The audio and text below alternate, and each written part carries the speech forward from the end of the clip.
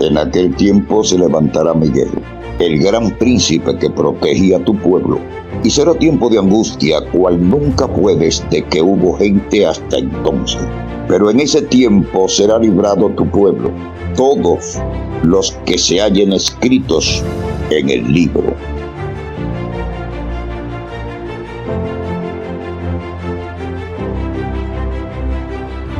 Un abrazo, apreciada familia, para cada uno de ustedes. Gracias por seguir nuestro canal Recupera tu Salud. En este momento vamos a ver lo que dice la Biblia y el espíritu de profecía concerniente a la política y el cristiano. Por lo menos aquí en República Dominicana está afectando mucho las creencias adventistas y la mezcla de la política. Sabemos que tanto la Biblia como el espíritu de profecía nos aconseja a que la iglesia y el Estado deben de estar separadas. Pero antes de hablar, vamos primero a ponernos en las manos de Dios para que sea Dios el que hable y no el hombre. Vamos a orar. Querido Padre que estás en los cielos, me escondo detrás de la roca que es Cristo, para que no me vean a mí, sino que vean a Cristo Jesús y que por medio de tu mensaje podamos hacer reforma en nuestras vidas. Bendice a los hermanos que están allí pidiendo en el canal por su salud, por sus hijos, por su nieto, por su matrimonio. Lo ponemos en tus manos. Ahora que vamos a abrir tu palabra, que tu Santo Espíritu nos unja para recibirla. En el nombre de Jesús. Amén. Bien, hermanos queridos, en primer lugar vamos a ver un artículo que publicara la Iglesia Adventista concerniente a la política. Quiero hacerle una salvedad antes de comenzar a leerla, y es que en algunos puntos estoy de acuerdo y en otros no. Ustedes en los comentarios darán sus conclusiones. Dice este artículo que publicara la Iglesia Adventista: como adventista del séptimo día, que esperamos el pronto regreso de nuestro Señor Jesucristo y ansiamos la patria eterna, de la cual Dios es el arquitecto y constructor, según Hebreos capítulo 11 y versículo 10, aceptamos igualmente el desafío de ser la sal de la tierra y la luz del mundo, según Mateo 5, 13 y 14.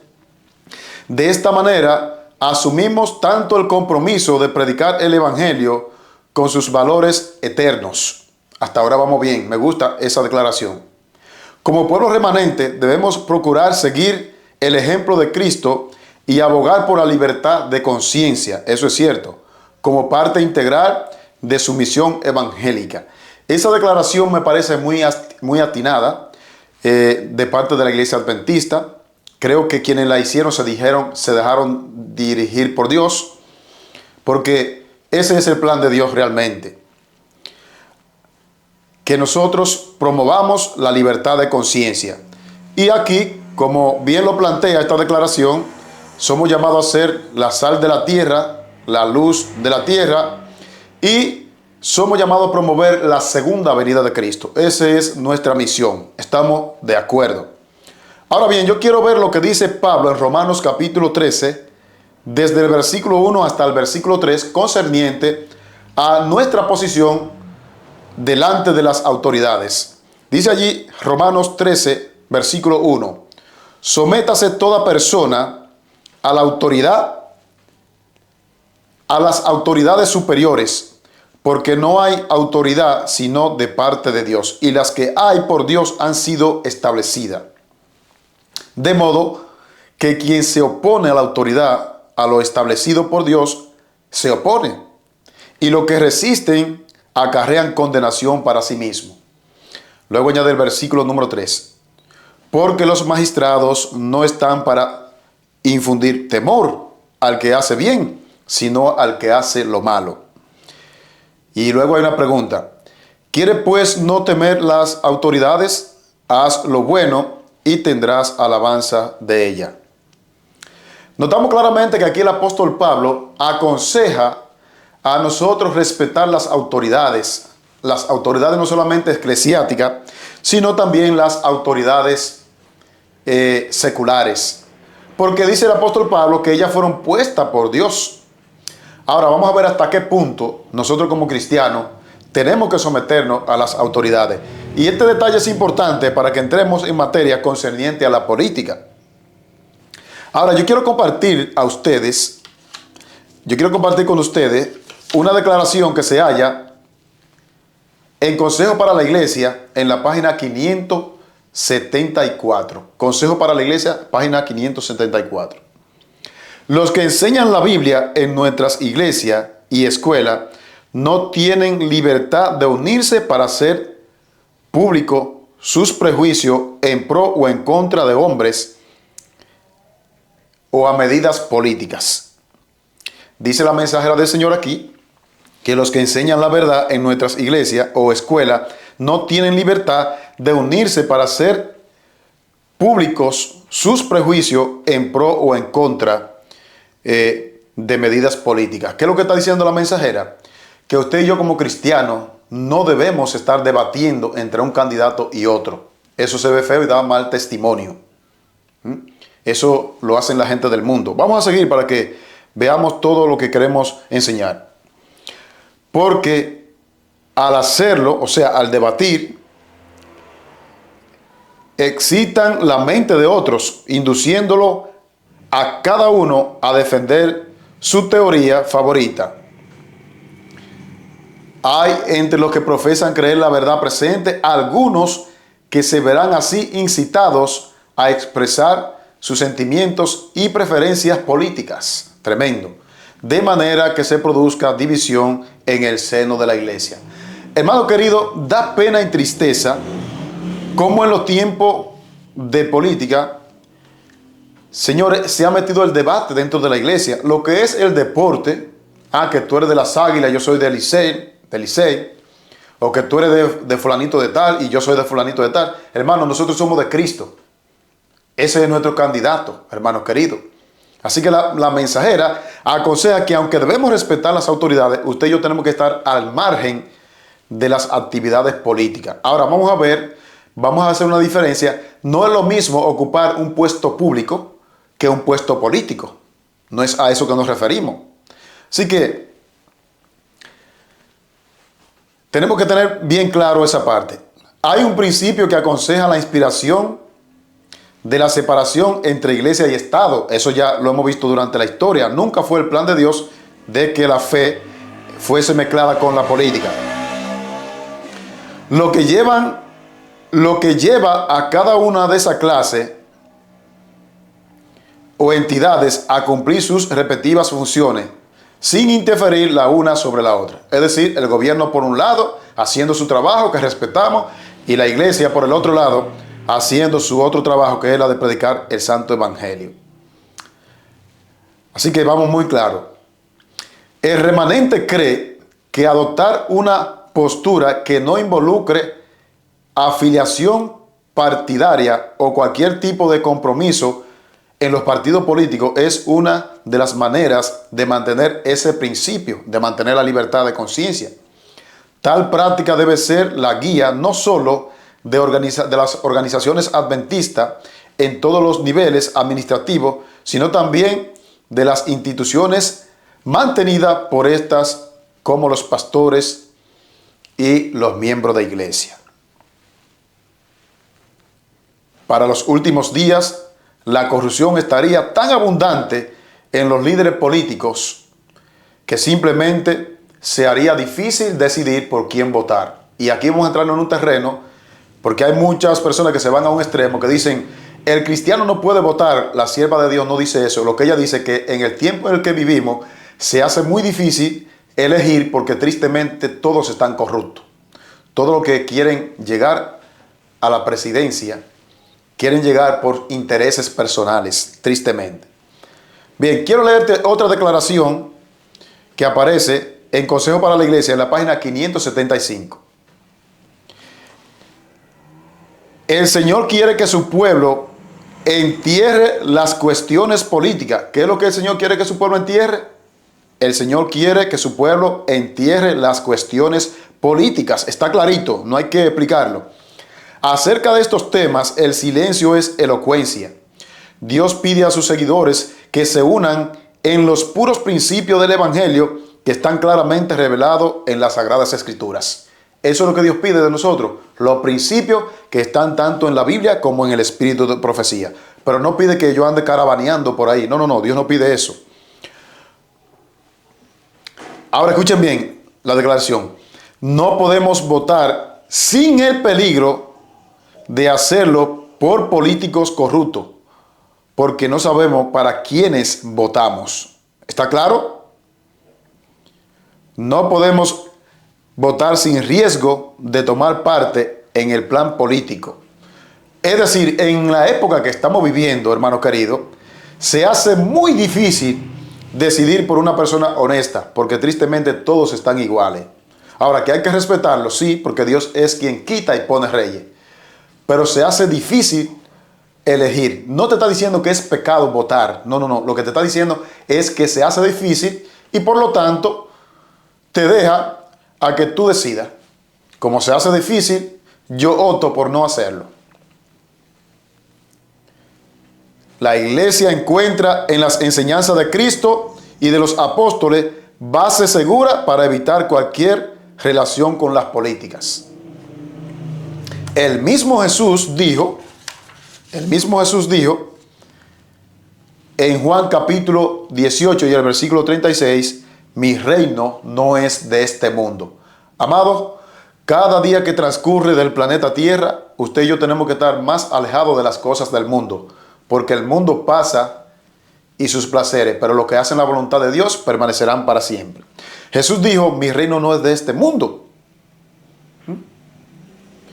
Así que tenemos que estar claros de que nosotros como cristianos tenemos que marcar la diferencia en este aspecto de la política.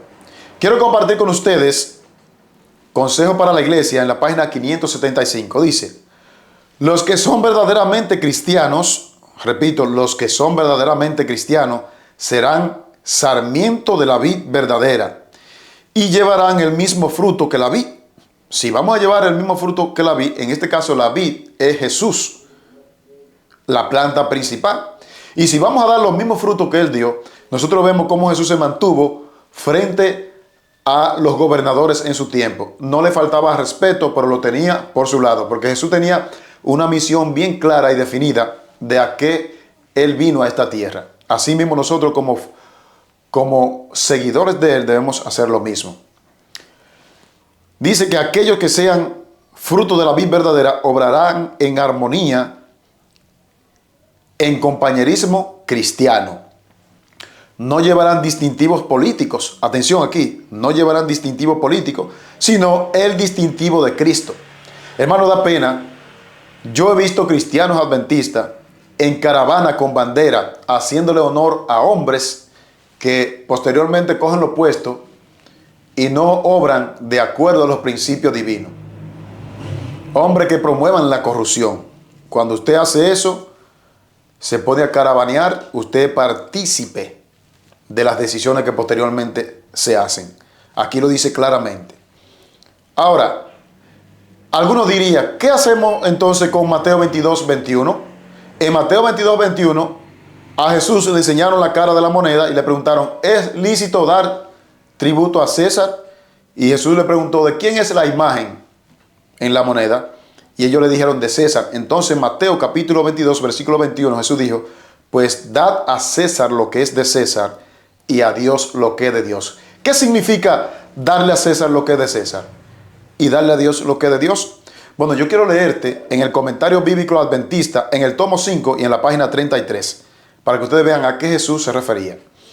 En este pasaje, Jesús presentó el principio fundamental que determina la relación del cristiano con el Estado. No debe desatender los justos requerimientos del Estado porque existen para algo. Lo que Jesús estaba diciendo a ellos, ustedes tienen que pagar sus atributos. Lo que Jesús está diciendo en Mateo 22, 21, que nosotros como cristianos tenemos que pagar nuestros impuestos, no importando lo que vayan a hacer con ellos. El deber suyo como cristiano es actuar legalmente. A eso Jesús se refería cuando dijo, dad a César lo que es de César y a Dios lo que es de Dios. Que el cristiano debe pagar sus impuestos. Un cristiano tiene que andar legal. Se ve muy feo que un cristiano tenga un accidente en su vehículo y que ande sin licencia, sin seguro y con los papeles del carro todo vencido. Eso no es de cristiano, porque las autoridades hay que respetarlas. Este texto lo que significa es que aunque no simpatice con la política, usted no puede saltar las leyes que son trazadas por los gobiernos. Como cristianos debemos ser respetuosos. Eso fue lo que Jesús enseñó en Mateo 22, 21. Las leyes están para cumplirlas. Usted no se puede saltar ese semáforo en rojo porque sea cristiano. Eso no tiene nada que ver. Al contrario, usted tiene que dar ejemplo de cristiano. Pero sigue añadiendo el comentario bíblico adventista en el tomo 5 y la página 33. La autoridad de Dios es suprema. O sea, Dios está por encima de todo gobierno. Por lo tanto, la lealtad máxima del cristiano debe ser para Dios. Si los gobiernos dictan leyes que vayan en contra de la Biblia, entonces ahí, aunque los respetemos, no podemos seguirlo. Tenemos que seguir a Dios primero antes que a los hombres. Porque Dios ha sido soberano. Por lo tanto, el pago del tributo a César no puede ser contrario a la ley de Dios. Ustedes ven, Jesús enseñó que hay que cumplir con las leyes terrenales.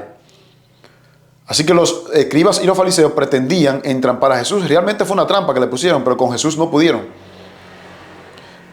Pero no tienen derecho de inferir en los requerimientos divinos. La jurisdicción de Dios es absoluta y universal. Tremendo.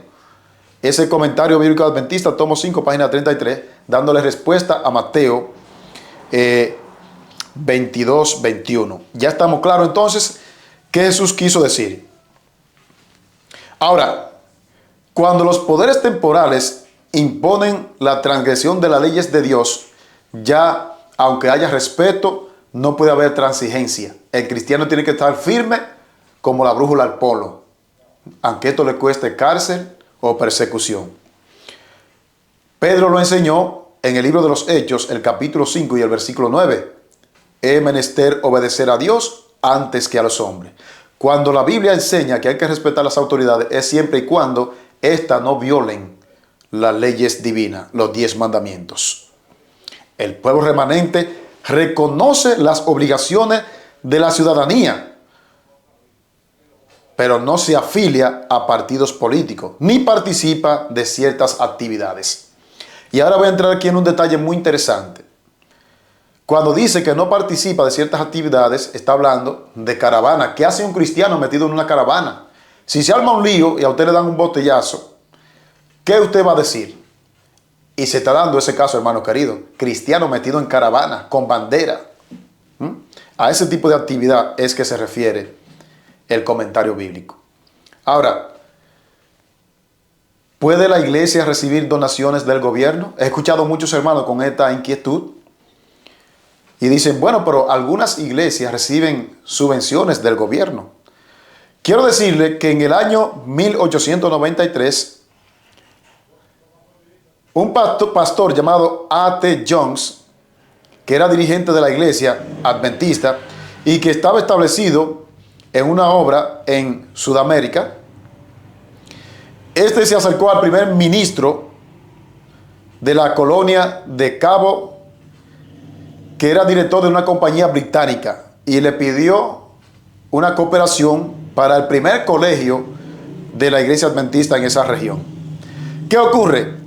Que esta donación trajo problemas porque luego se levantaron varios delegados del Congreso que no estuvieron de acuerdo con que recibiera esas donaciones.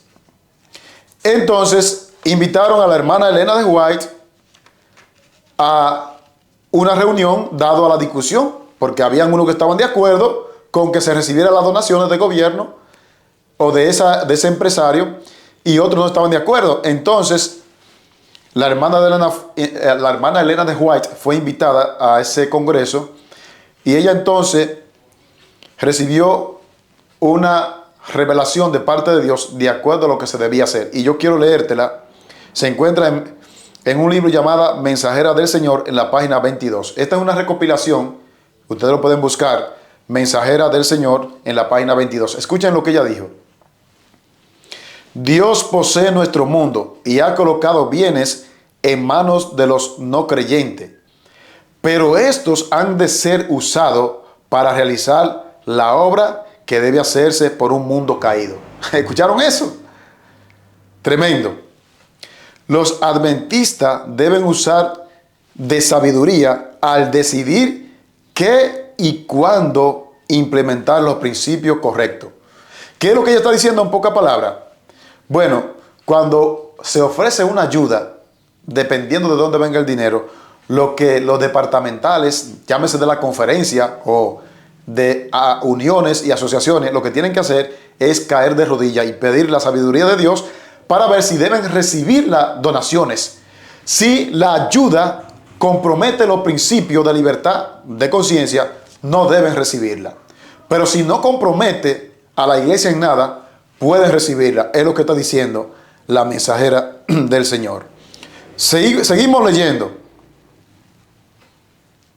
Elena de White amonestó a los dirigentes diciéndole que debían ejercitar la sabiduría de la serpiente y la sencillez de la paloma para que podamos recibir favores de personas encumbradas, porque Dios los inducirá a hacer muchas cosas en beneficio de su pueblo. Dios va a usar a gente impía que va a dar donaciones grandes para su obra. Ahora, hay mucha gente que dicen, ¿y si ese dinero es mal habido? Viene de malas fuentes. Bueno, la iglesia no es detective ni es la CIA para andar investigando de dónde viene el dinero o no. La pauta está trazada en el espíritu de profecía. Elena de White aconseja que debe orarse para que Dios muestre si deben recibir sí o no el dinero. Ahora, hay de los dirigentes si saben que no deben recibirlo y lo reciben, porque esto compromete a la iglesia. Pero siempre y cuando no comprometa a la iglesia, lo pueden recibir. Ahora miremos algo interesante en cuanto al voto, que yo sé que muchos de ustedes lo están esperando. Este tema de la política muy pocas veces se predica en las iglesias. Miremos algo en cuanto al voto. Muchos me han preguntado, Sandy, ¿se puede votar? Bueno, lo que he encontrado en el espíritu de profecía no condena el voto. Lo que la mensajera del Señor dice es que hoy en día se hace difícil elegir por un candidato que sea honesto, porque tristemente todos casi están iguales. ¿Cree que es correcto votar por la elección de hombres temperantes para los cargos administrativos de nuestra nación? Fue una pregunta que hizo Elena de White en Mensaje Selecto, tomo 2 y la página 388. Ella dice, ¿ustedes creen que es correcto votar por la elección de hombres temperantes para los cargos administrativos? Usted diría, ¿qué tiene que ver la temperancia con la conducta de una persona? Claro que sí. Allá se le fue mostrado que los líderes gubernamentales que son intemperantes son más tendientes a la corrupción. Dice, por su silencio de que se elija a personas intemperantes para esos puestos, muchos han cometido errores. Es decir, si usted vive en un país y a usted le toca ir a ejercer el voto no es pecado ejercerlo. Usted lo que tiene que ejercerlo con sabiduría. Si usted ve que de los dos candidatos hay uno que es más honesto y usted considera que ese puede ir en favor de la humanidad, usted puede ejercer el voto con sabiduría. Ahora, si usted no lo ejerce tampoco es pecado. Tampoco es pecado, porque eso es un derecho de la persona. Es decir, si tú no ejerces el voto por omisión, está permitiendo que el que no hizo un buen trabajo continúe allí. ¿Me doy a entender? Vamos a decir que hay dos candidatos X y R, para no mencionar nombres. Y usted como individuo, Dios se le mostró, porque usted oró, y Dios se le mostró que fulano de tal merece el voto porque ha hecho un mejor trabajo. Entonces usted tiene que ejercer su voto, porque de no hacerlo por omisión, usted está dejando al otro ahí. Y eso es lo que aconseja la mensajera del Señor. En otra reunión de otro congreso, Elena de White dijo, en Obreros Evangélicos, en la página 401, escuchen bien, cada persona ejerce una influencia en la sociedad. En nuestro favorecido país, en Estados Unidos en este caso, cada votante tiene voz para determinar qué leyes regirá la nación. Y ahora hay una pregunta. ¿No deben esas influencias y ese voto ser echado del lado de la temperancia y de la virtud? ¿Ustedes ven? Ella lo que está diciendo es, Usted en este país, en Estados Unidos, en ese entonces, tienen derecho de ejercer el voto. Ahora, no deben ejercer el voto sobre el que es temperante. Ahora, la persona observa y se da cuenta. En una época mandataria, la gente se da cuenta quién hizo un buen trabajo y quién no lo hizo. Entonces, en base a eso, usted puede ejercer el voto. Ahora, si usted no quiere hacerlo, tampoco es obligatorio. ¿Puede un cristiano ser candidato a la presidencia? Es otra pregunta que también se hace en la persona. ¿Puede un candidato, puede un cristiano ser candidato a la presidencia? Bueno, en lo que a mí atañe, antes de leer lo que dice el Espíritu de Profecía, creo que sí. Creo que sí. Imagínense ustedes, si todos los que ocupan puesto fueran cristianos, la cosa fuera diferente. De hecho, en Sudáfrica, ustedes pueden investigarlo, hay un país en Sudáfrica que el presidente es adventista. Búsquenlo ahí en Google, no me deja mentir. Y allí las leyes son diferentes, no van en contra de la humanidad porque este hombre teme a Dios, porque él es adventista. Ojalá que todos los que ocupan puesto fueran de los hijos de Dios. Entonces, en lo que a mí atañe, esta pregunta queda resuelta. ¿Puede un cristiano ser candidato? Claro que sí. Ahora voy a leerte lo que dice esta declaración adventista que fue tomada en un congreso. Entre los derechos del cristiano adventista en el ejercicio de su ciudadanía está el de ocupar cargos públicos. No es lo mismo un cargo político que un cargo público, y ahora me voy a dar a entender.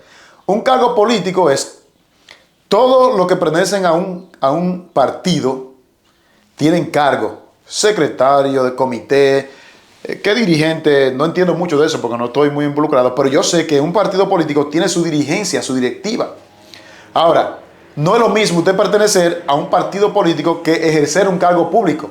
Usted como cristiano, si de repente por su buen testimonio a usted lo toman para que sea, por ejemplo, síndico, bueno, pues gloria a Dios. Gloria a Dios. Ahora, usted no se fajó a hacer campaña. Eso es muy difícil en esta época, pero en la antigüedad existía. Por ejemplo, nosotros encontramos en la Biblia que José fue gobernador de Egipto, pero José no cogió una bandera y una caravana del faraón y comenzó a dar vueltas como un loco a pregonar que el faraón era el mejor presidente. No, él no hizo eso. ¿Cómo José llegó a ser gobernador de Egipto?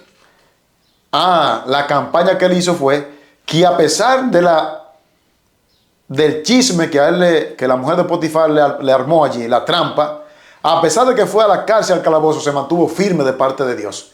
Y su testimonio dio como consecuencia que el mismo faraón lo pusiera como el segundo en el gobierno.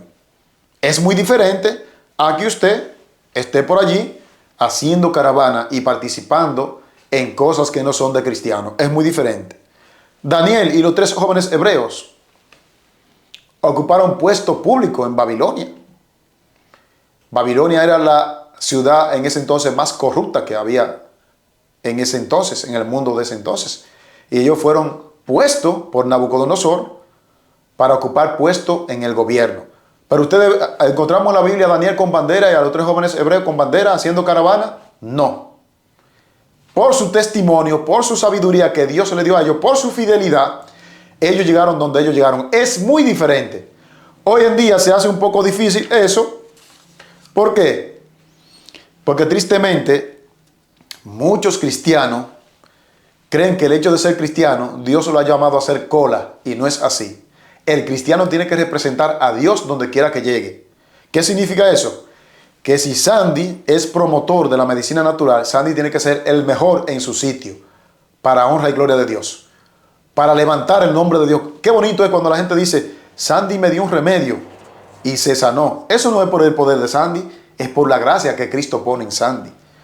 Pero si yo soy un mediocre, que no hago las cosas bien, en la cosa sencilla es donde nuestro carácter va creciendo o disminuyendo. Si a ti te ponen a lavar un plato, a cocinar un arroz, a hervir unos víveres, a lo que sea, hazlo bien para Dios.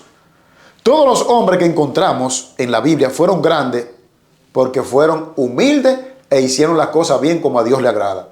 Así que, hermano querido, es interesante notar que José, Daniel, el mismo Nehemías, Esdras, fueron hombres grandes en su sitio, pero no fueron grandes porque salieron a caravanear.